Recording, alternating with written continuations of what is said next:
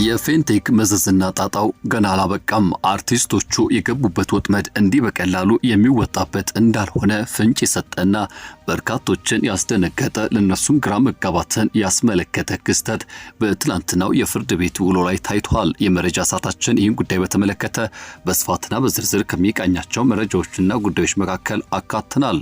መረጃዎች እንደሚያመላክቱና እንደሚጠቁሙት ከሆነ በፌንቴክ ኢንቨስትመንት የማጭበርበር ወንጀል የተጠረጠሩት አርቲስቶችና ቲክቶከሮች አቃቤ ሕግ ክስ መስርቶ እንዲያቀርብ ተጨማሪ ቀናት የፈቀደ ሲሆን ከዚህ ጋር በተገናኘ ሌላ ያልጠበቁት ዱብዳ ገጥሟቸዋል ተብሏል። ይህም በተመለከተ መረጃ ሰዓታችን በስፋት የምንቃኝ ሲሆን ከ7000 በላይ የክስ መዝገብ መደራጀቱ አስደንጋጭ ሆኖባቸዋል። ሰላም በያላችሁበት ይሁን ውድ ቤተሰቦቻችን፣ ይህ ኢትዮ ግሎባል 360 ኒውስ ነው። ለቻናላችን አዲስ ከሆናችሁ ሰብስክራይብ እንድታደርጉ በአክብሮት እንጋብዛለን። ቪዲዮን ከወደዳችሁት ላይክ እንዲሁም ሼር በማድረግ ለሌሎች እንድታካፍሉና እንድታጋሩ በአክብሮት የምንጋብዝ ይሆናል። ይህኑ ጉዳይ በስፋትና በዝርዝር ወደ መመልከት ተሻገርን። እስከ ፍጻሜው አብሮነታችሁን ጠየቅን። መልካም ቆይታም።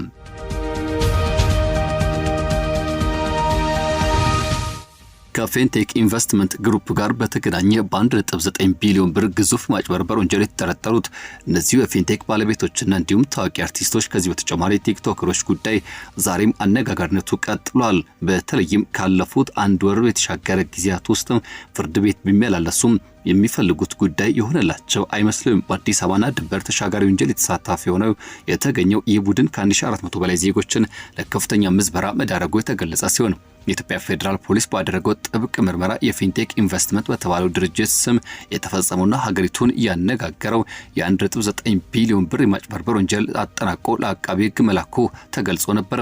ታዲያ ድርጅቱ መስራችና ባለቤቶች አቶ ዳንኤል ዮሐንስና ግርማይ ገብረ ሚካኤል የተባሉ ግለሰቦች በ19 የተለያዩ ወንጀል ክሶች ላይ ክስ ተመስርቶባቸው እንደነበር ሲታወቅ አቶ ዳንኤል ዮሐንስ በአሁኑ ወቅት ማረሚያ ቤት ሆኖ ጉዳዩን የተከታተለ ይገኛል። ግርማይ ገብረ ሚካኤል የተባለው ግለሰብ ደግሞ ከዚህ ቀደም በ2010 የደቡብ አፍሪካ ዓለም ዋንጫ ወቅት አስካሉካን በተባለ ድርጅት ተመሳሳይ ወንጀል ፈጽሞ በኢንተርፖል ተይዞ የነበረ ቢሆንም አሁን ላይ ዳግም ተሰውሮ ፍለጋ የተደረገ ይገኛል። ተጠርጣሪዎቹ ተጎጂዎችን በ90 ቀናት ውስጥ ኤሌክትሪክ መኪና ባለቤት እናደርጋቸዋለን በማለት ከያንዳንዳቸው ተጎጂዎች እስከ 1.36 ሚሊዮን ብር ለቅድመ ክፍያና ለታክስ በሚል ተቀብለዋል። ከቻይና BYD ኩባንያ ጋር ምንም አይነት ውል ሳይኖራቸው በውሸት ሰነድ ህዝብን ሲያታልሉ ቆይተዋል። በመስቀል አደባባይ የታዩ መኪኖችም የተለያዩ ቦታዎች በተውሶ የመጡ እንጂ የድርጅቱ እንዳልነበሩ ፖሊስ የኋላ ኋላ አረጋግጦ ነበር።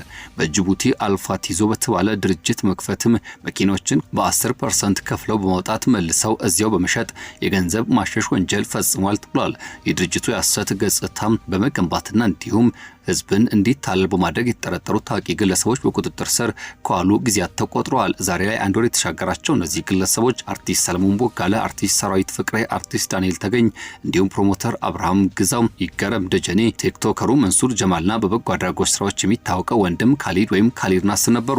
ፍርድ ቤቱ የእነዚህ ግለሰቦችን ጉዳይ እየተከታተለ ይገኛል። በትላንትናው ዕለት ፍርድ ቤት የቀረቡት እነዚሁ ግለሰቦች ተጨማሪ ቀናት ተጠይቆባቸዋል። በተለይም የፌዴራል የመጀመሪያ ደረጃ ፍርድ ቤት ፌንቴክ ኢንቨስትመንት ማጭበርበር ወንጀል የተጠረጠሩት አርቲስቶችና ቲክቶከሮች ላይ መርማሪ ፖሊስ የምርመራ መዝገቡን አጠናቆ እንዲያቀርብ ሚያዝያ 21 ቀን 2018 ዓ.ም ቀጠሮ ሰጥቶ ነበር።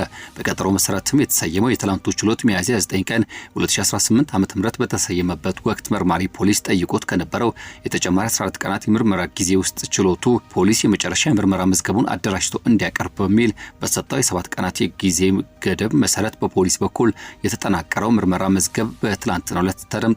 መርማሪ ፖሊስ በተሰጠው የጊዜ ሂደት ክስ መዝገቡን አደራጅቶ ለአቃቤ ሕግ ማቅረብ እንደነበረበት ተገልጾ ነበር። ከዚህ ጋር በተገናኘ ፖሊስም አለኝ ያለውን አቅርቧል። በአጠቃላይ በተጠርጣሪዎች ላይ ከ7000 ገጽ በላይ የክስ መዝገብ መደራጀቱን የገለጸው አቃቤ ሕግ በመዝገቡ ላይ 1400 ተበዳዮች መኖራቸውን ከነዚህ ተበዳዮች ውስጥም ፖሊስ የ150ውን ቃል ተቀብሏል። ገና ቀሪዎቹ ቃላቸውን አልሰጡም ነው የተባለው። ከ12 በላይ የሚሆኑ የግልና እንዲሁም ደግሞ በተለያየ እንቅስቃሴ የሚገኙ የመገናኛ ብዙሃን ከ15 ባንኮች ደግሞ በተጠርጣሪዎች ዙሪያ ያሉ መረጃዎች ተሰብስበዋል። ይህን ጉዳይ በዝርዝር ለፍርድ ቤቱ አስረድቷል አቃቤ ሕግ። ስለሆነም ያለውን የማስረጃ ብዛት፣ የተበዳዮችን ብዛትና የጉዳዩን ክብደት ከግምት ውስጥ ማስገባት መዝገቡን ሊያስከትል የሚችለው ተደራራቢ ክስ የመመስረቻ 10 ቀናት ተጨማሪ ጊዜ ይሰጠን ሲል አቃቤ ሕግ ችሎቱን ጠይቋል። የተጠርጣሪ ጠበቆች በበኩላቸው ተጠርጣሪዎቹ ማህበራዊ መሰረት ያላቸው የጤና እክል ያለባቸው እንዲሁም በተፈለጉበት ጊዜ ሊመጡ የሚችሉ መሆናቸውን በመጥቀስ የዋስትና መብታቸው እንዲከበርላቸው ተከራክሯል። በተጨማሪም የምርመራ መዝገቡ ተጠናቆ ለአቃቤ ሕግ መቀረቡን በመግለጽም አቃቤ ሕግ ክሱን እስኪመሰረት ደንበኞቻችን በእስር መቆየት የለባቸውም በማለት ለችሎቱ ስለማስረዳቱ ነው የችሎቱን ሂደት የተመለከቱ ዘገባዎችና እንዲሁም ደግሞ ከጉዳዩ ጋር በተገናኘ የወጡ መረጃዎች ያመለከቱት። የግራ ቀኝ ክርክርን ያደመጠው ችሎቱ አቃቤ ሕግ ለክስ መመስረቻ ከጠየቀው 10 ቀናት 3ቱን ቀናት ተቀናሽ በማድረግ 7 ቀናት እንደፈቀደ ተገልጿል። በዚህ መሰረትም ክስ መስርቶ እንዲያቀርብ ጉዳዩን የያዘው አቃቤ ሕግ ሚያዝያ 28 ቀን 2018 ዓ.ም በተሰጠው ቀነ ቀጠሮ ውስጥ ክስ መስርቶ እንዲያቀርብ ውሳኔ ስለማስተላለፉ ተገልጿል። ይህ የመጨረሻ ውሳኔ ሊሆን ይችላል ተብሎ እየተገመተ ይገኛል። በዚህ ውሳኔ መሰረትም አቃቤ ሕግ ክስ መስረት የሚችልበት እድል ከሌለ ምናልባትም ተጠርጣሪዎቹ በነፃ ሊለቀቁ ይችላሉ የሚሉ ስጋቶች በስፋት የተንጸባረቁ ይገኛሉ። ከዚህ ጉዳይ ጋር በተገናኘ ከቀናት በፊት ፍርድ ቤት ቀርቦ የነበረው የዚሁ የፊንቴክ ኢንቨስትመንት ግሩፕ ዋና ኃላፊና እንዲሁም ደግሞ የወንጀሉ ዋና ፈጻሚ ሆነው አቶ ዳንኤል ዮሐንስም ፍርድ ቤት ቀርቦ 19 ያክል ተደራራቢ ወንጀል ክሶች ጉዳዩ የታየለት እንደሚገኝና በተጨማሪ ጊዜ ቀጠሮ እንዲሰጥ መወሰኑ ይታወቃል። በወቅቱም ዳንኤል ዮሐንስ በ3 ያክል ጠበቆች ታጅቦ የችሎት ሂደቱን መከታተሉ በርካቶች ሲያስገርም ነበር። ከበርካቶች እንባ ጀርባ ያለው ይህ ሰው አሁንም ቢሆን ራሱን በነፃ ለማውጣትና ለማሰናበት እየጣረ ይገኛል ሲሉ ሐሳባቸውን የሚገልጹ እንዲበረከቱ አድርጓል። ሄሎ ታክሲን ጨምሮ በሌሎች ማጭበርበር ሂደቶች ውስጥ እንዳለፈ የሚነገርለት ይህ ግለሰብ ዛሬም ከዚህ ድርጊቱ የሚቆጠብበት እድል ጠባብ ነው። ከእስር ቢወጣም በሌላ መልኩ ገጽታና ስሙን ቀይሮ ሊመጣ ይችላል የሚሉ ሐሳቦች ይንጸባረቃሉ።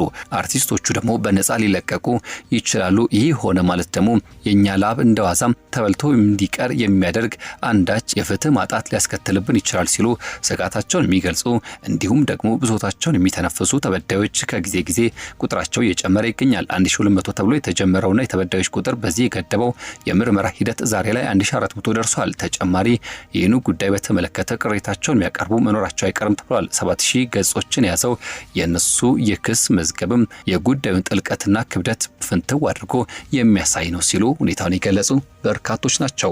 ወደ ቤተሰቦቻችን ይህ ኢትዮ ግሎባል 360 ኒውስ ነው። ለሰዓቱ ያዝናቸው አበይት ዋና ጉዳዮችን ተንተርሰን ያቀርብናቸው መረጃዎች እነዚህን ይመስላሉ። ከፊንቴክ ኢንቨስትመንት ግሩፕ ጋር የተገናኙ አዳዲስ ጉዳዮችን እየተከታተልን ወደ እናንተ እንደምናደርስ ጠቆም ለማድረግ እንወዳለን። የዛሬ መረጃ ሰዓታችንን ደግሞ እዚህ ጋር እንቋጫለን። ለቻናላችን አዲስ ከሆናችሁ ሰብስክራይብ፣ ለቪዲዮን ከወደዳችሁት ላይክ እንዲሁም ደግሞ ሼር በማድረግ ሌሎች እንድታካፍሉ እንድታጋሩ በአክብሮት ጋበዝን። የዛሬን በዚህ ቋጨን። በያላችሁበት ጥሩ መልካም ጊዜ ተመኘን።